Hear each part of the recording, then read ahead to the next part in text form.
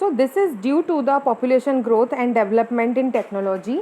जो पॉपुलेशन है उसकी ग्रोथ बढ़ती जा रही है, सेम वे हम लोग अपनी जो टेक्नोलॉजी है उसको भी डेवलप करते जा रहे हैं। तो कुछ रिसोर्सेज ऐसे थे जिनको हम यूज़ नहीं कर पा रहे थे क्योंकि हमारे पास उतनी टेक्नोलॉजी नहीं थी, तो वो भी हम अचीव करने लगे हैं। तो हम क्या कर रहे हैं, अब सभी रिसोर्सेज का डेवलपमेंट के कारण यूज़ भी बहुत ज़्यादा कर रहे हैं। तो जिसके क्या रिज़ल्ट निकले और क्यों हमें कंजर्वेशन की ज़रूरत पड़ी, तो इसको हम पॉइंट्स में समझते हैं। First, population. In 2013 total world population was 7.125 million and it is still increasing. अगर हम 2013 के डेटा देखें बेटा, तो 7,125 बिलियन जो थी हमारी पॉपुलेशन थी, और ये कंटिन्यू इंक्रीज़ हो रही है। और हम वर्ल्ड वाइड बात कर रहे हैं, हम किसी पर्टिकुलर कंट्री की बात नहीं कर रहे हैं, हम विश्व की यहाँ पर बात कर रहे हैं। तो this causes a pressing demand on the limited natural resources.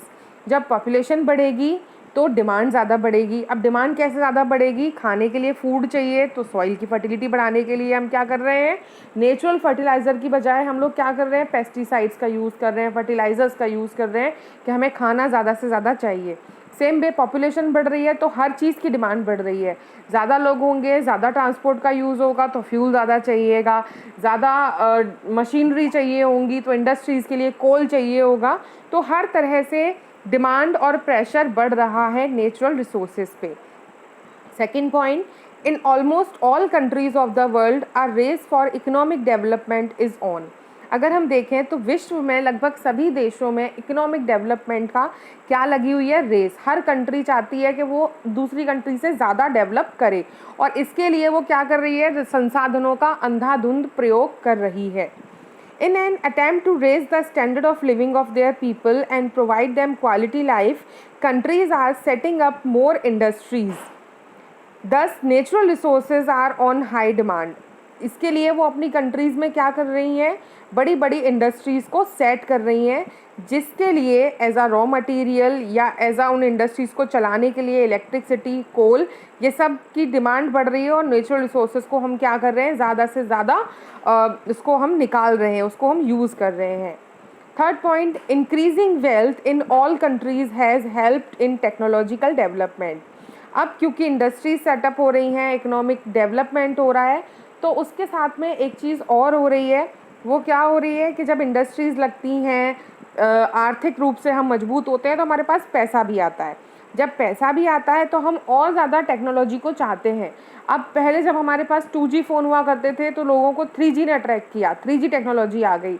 अब हम 3G जब हम चलाने लगे तो 4G आ गया, आज हम 4G पे काम कर रहे हैं। और आने वाले कुछ सालों में इवन कुछ कंट्रीज़ में 5G, 6G, 7G तक के जो हैं वो टेक्नोलॉजी आ चुकी है। तो डे बाय डे हम इंक्रीज़ कर रहे हैं और वैसे ही हमारी डिमांड भी बढ़ती जा रही है। Technological advances in development countries have also enabled people to discover new uses of natural resources, extract more natural resources, and find out new resources as well. For example, earlier petroleum was used as a fuel for transport and was a source of energy. But now it is used as raw material for various industries like paint, detergent, glue, varnish, plastic, synthetic fiber, and cosmetic, etc. अगर हम देखें तो technology advance होती जा रही है, चीज़ों के रूप बदल गए हैं। पहले पेट्रोलियम को सिर्फ किस में यूज़ किया जाता था, एज अ फ्यूल, चाहे ट्रांसपोर्टेशन में चाहे इंडस्ट्रीज़ में। लेकिन अब पेट्रोलियम का use as a raw material भी होने लगा है। अब रॉ मटेरियल्स का यूज़ कहाँ होता है, पेंट बनाने में, डिटर्जेंट बनाने में, वार्निश बनाने में, जो वार्निश की जाती है उसमें, प्लास्टिक में, सिंथेटिक में। तो इट मीन्स उसकी डिमांड और ज़्यादा बढ़ गई। जहाँ पहले सिर्फ फ्यूल के रूप में होता था, अब वो एज अ रॉ मटेरियल भी हो रहा है, तो हमें इसकी डिमांड और बढ़ती जा रही है। नेक्स्ट है हमारा sustainable means for resource conservation. Sustainable का मतलब होता है लगातार चलने वाला, सस्टेन करने वाला, लाइफ आगे बहुत लंबे समय तक। अब हमें बताना है, इसमें समझना है कि हमें जो रिसोर्सेज हैं उनको सस्टेनेबल बनाने के लिए, उनको ऐसा नहीं है कि जितने भी हैं वो ये जनरेशन यूज़ कर ले और फ्यूचर में आगे आने वाली जनरेशन के पास कुछ भी ना बचे। तो सस्टेन करने के लिए, उसको लगातार बने रहने के लिए रिसोर्स कंजर्वेशन बहुत ज़रूरी है। A need to manage the earth resources in a sustainable way is felt in every country, और हर देश में इसकी ज़रूरत है। This ensures that these resources are not wasted and they are use carefully, जिसके बारे हमें पता होना चाहिए कि जितनी ज़रूरत है सिर्फ हम उतने ही रिसोर्स का यूज़ करें, इसको बिल्कुल भी वेस्ट ना करें, और जो यूज़ भी कर रहे हैं बहुत ही केयरफुली होकर इसका यूज़ करें। This is called resource conservation. और इस प्लान्ड वे में, इस तरीके से रिसोर्स को यूज़ करने के तरीक़ों को क्या बोला जाता है? Resource conservation. इसको कैसे कंजर्व किया जाए?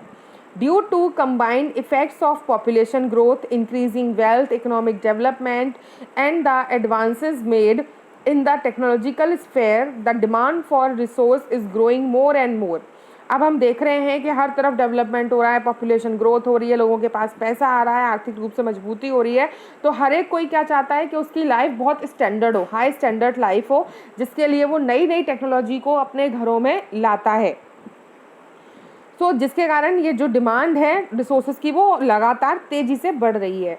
There is a fear that non renewable natural resources will damage fast and a situation will arise in the future where our future generation will be left with very limited resources or no resources।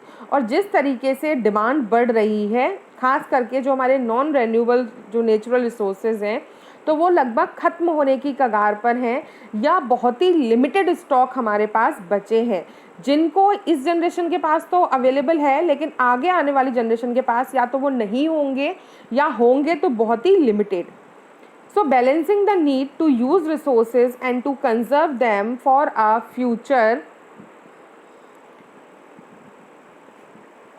is called sustainable development। अब sustainable development क्या है? जहाँ हम balance करते हैं resources. अब हमें मालूम है कि हमारे पास 50,000 मीट्रिक टन हमारे पास है, तो अब हम उसको क्या करेंगे? अब हम करेंगे उसको बचा के रखेंगे, जितनी ज़रूरत है सिर्फ उतना ही करेंगे, खर्च करेंगे। फॉर एग्जांपल आपकी पॉकेट मनी है, आपको मालूम है कि आपके पास सिर्फ 200 बक्स हैं और आपको पूरा मंथ उसको चलाना है, तो आप उसको कैसे मैनेज करोगे? This is balancing. तो सेम वे यहाँ पर भी है कि जब हम बैलेंस करके चलते हैं आज की ज़रूरतों को पूरा करते हुए, साथ ही ये भी ध्यान रखते हैं कि फ्यूचर जनरेशन को भी वो मिल पाए, तो उस पूरी टेक्निक को बोला जाता है sustainable development. Sustainable development is the process of development in which resources are used wisely without wasting them or damaging the environment. This can be done through। अब ये कैसे प्लान किया जाता है, कौन कौन सी चीज़ें इसमें की जाती हैं? फर्स्ट है recycling. Recycling of things and products such as metal waste, paper, glasses, can etcetera. बेटा आप सबको पता है कि अब हम इन्वायरमेंट पे जोर दे रहे हैं 3 Rs। कौन कौन से हैं? रिसाइकल, रीयूज़ और तो फर्स्ट है आपका recycling of things and products such as metal waste, paper, glass, cans etcetera. Second आपका है conserving our natural vegetation and wild life which form our ecosystem.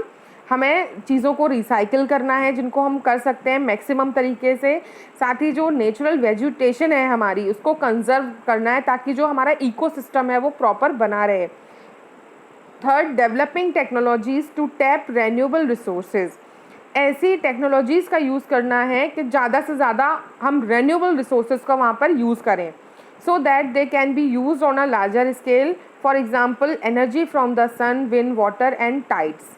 जैसे कि अभी ज़्यादातर जो प्लांट्स हैं जिनसे हम बिजली बनाते हैं, वहाँ पर कोयले को यूज़ किया जाता है एज अ रॉ मटेरियल। कोयला कैसा है? नॉन रेन्यूएबल है, तो अगर एक बार पूरी तरह ख़त्म हो गया तो वो बनने वाला नहीं है। तो अब हमें किस में शिफ्ट करना चाहिए? इलेक्ट्रिसिटी हमें सबको चाहिए, लेकिन हमें ऐसी टेक्नोलॉजी बनानी चाहिए जिसमें हम जो रेन्यूएबल रिसोर्सेज हैं उनका यूज़ कर सकें एनर्जी को बनाने में। इसके एग्जांपल कौन से हैं? Energy from sun. अगर हम सोलर एनर्जी बनाते हैं तो वो कभी ख़त्म होने वाला नहीं है। सन से आप कितनी भी एनर्जी ले लो वो आपको प्रॉपर मिलेगी। Wind, water and tides.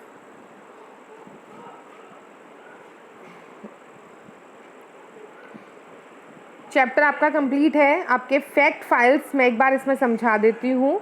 3 Rs आपके रिन्यू, रिसाइकल एंड रिप्लेस। तो using the principle of 3 Rs, renew, recycle and replace is the key of sustainable use of resources and their conservation. अगर हम इन 3 Rs को proper follow करेंगे तो हम अपने रिसोर्स को कंजर्व कर सकते हैं।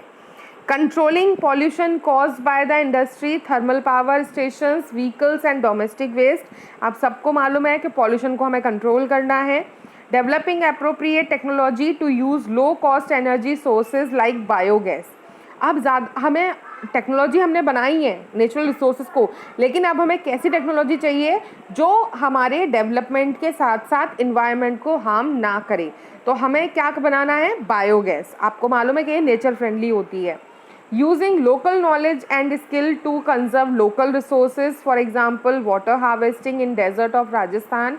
हमें लोकल चीज़ों के बारे में, पर्टिकुलर एरिया के बारे में जानकारी इकट्ठी करनी है और ऐसे स्किल्स बनाने हैं कि जैसे राजस्थान है, वहाँ पानी की कमी है, तो वहाँ पर हमें क्या करना है? वाटर हार्वेस्टिंग करें ताकि वहाँ पर पानी भरपूर मिल सके। Using resources according to the need of the people, people should avoid overusing resources as Gandhi ji said। ज़रूरत के हिसाब से लोगों को अपना रिसोर्सेज की ज़रूरत को पूरा करना चाहिए। जैसा गांधी जी ने कहा था कि there is enough for everyone's need but not enough for everyone's need. Gandhi ji ने कहा था कि हमारे पास इतना सब कुछ है कि सबकी ज़रूरतें पूरा हो सकती हैं, लेकिन इतना ज़्यादा नहीं है कि लोगों का लालच पूरा हो पाए। और ज़्यादा पाने का जो लालच है वो अगर रहेगा तो रिसोर्सेज हमारे ख़त्म हो जाएंगे। Whether the physical environment can continue to support us or not depend on our attitude and the way we interact with the physical environment। प्रकृति हमारे साथ कितना देगी और कितना हमें सपोर्ट करेगी, ये इस बात पर डिपेंड करता है कि हम प्रकृति के साथ कैसा बिहेव कर रहे हैं, कैसा इंटरेक्ट कर रहे हैं। जंगलों को अगर काटेंगे, पेड़ पौधों को हटा देंगे, तो जैसा आप देख रहे हैं, आप बाढ़ आएगी तो बाढ़ तो आएगी, क्योंकि पानी को ज़मीन के अंदर तक कौन पहुंचाता है, मिट्टी को कौन बाउंड करके रखता है, वो सब करते हैं फॉरेस्ट, पेड़ पौधे। अगर उनको काटेंगे तो क्या होगा? बाढ़ तो आएंगी, बार बार कुछ ना कुछ प्रॉब्लम आएगी। So if we can change our lifestyle and reduce wastage and overuse of the natural resources, then we will be able to face the future with confidence। अगर हम सही तरीके से जो वेस्ट है उसको रिड्यूस करें, नेचुरल रिसोर्सेज का ओवर यूज़ ना करें, तो एक अच्छे फ्यूचर को हम वेलकम कर सकते हैं। लेकिन अगर हम इसी तरीके से वेस्ट करते रहे चीज़ों को, तो भविष्य में ये चीज़ें हमारे पास होंगी या नहीं, इसके बारे में हमें नहीं पता। So we have to constantly remind ourselves that there is only one earth। हमें बार बार इस चीज़ को अपने आप को याद दिलाना चाहिए कि दुनिया जो पृथ्वी है वो एक ही है, हम सबके पास एक ही पृथ्वी है। ऐसा नहीं है कि अगर हम इसको डैमेज कर देंगे या इसको डिस्ट्रॉय कर देंगे तो हम अपनी लाइफ को कहीं और एग्जिस्ट कर पाएंगे। इम्पॉर्टेंट टर्म्स जो इस चैप्टर की हैं वो है बेटा रिसोर्सेज। रिसोर्सेज आप सबको मालूम है क्या है? Human resources, actual resources, potential resources, ये सारी चीज़ें मैंने आप लोगों को ऑलरेडी करा दी हैं। एक्सरसाइज बुक की आप लोग अपने आप करेंगे, क्वेश्चन आंसर्स मैं आपको भेज रही हूँ। इस चैप्टर को आपको पूरी तरह से कंप्लीट करना है। अगर आपको कहीं भी कुछ भी प्रॉब्लम आई है इस पूरे चैप्टर में, तो आप उसको नोट डाउन कर लीजिए और जो डाउट सेशन होगा उसमें आप मुझसे क्लियर कर सकते हैं। Okay students, thank you.